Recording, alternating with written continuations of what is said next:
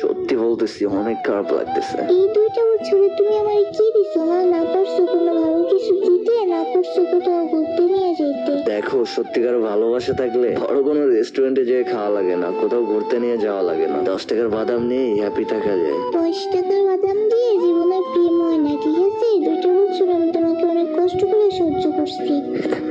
তোমার সাথে দেখা করতে যাওয়ার সময় যে 10 টাকার বাদাম নিয়ে যাইতাম, এই 10 টাকাও অনেক সময় আমার পকেটে থাকতো না। তুমি তো জানতে যে আমি একটা গরিব ঘরের ছেলে, অন্য অর্ধস্থ ছেলে মেয়েদের মতো আমার চলাফেরা না। তারপরও তুমি রিলেশনশিপ কন্টিনিউ করে আজ এই কথা কেন বলতেছো? ছেড়ে যাওয়ার হলে আরো আগেই ছেড়ে যাইতা। 2টা বছর ধরে তাহলে কেন রিলেশনটা কন্টিনিউ করলা? তোমাকে যখনই ছেড়ে যাওয়ার কথা বলছি তুমি তখনই কান্না করছো, আর তোমার এই কান্না দেখে তোমার ছাড়তে পারি নাই, ঠিক আছে? কান্না করতাম কারণ আমি তোমাকে নিয়ে প্রথম থেকেই সিরিয়াস ছিলাম। আমি তো আর তোমার মতো বেইমান না যে স্বার্থের জন্য নিজের ভালোবাসাটাকেও ছেড়ে দিব অন্য কারো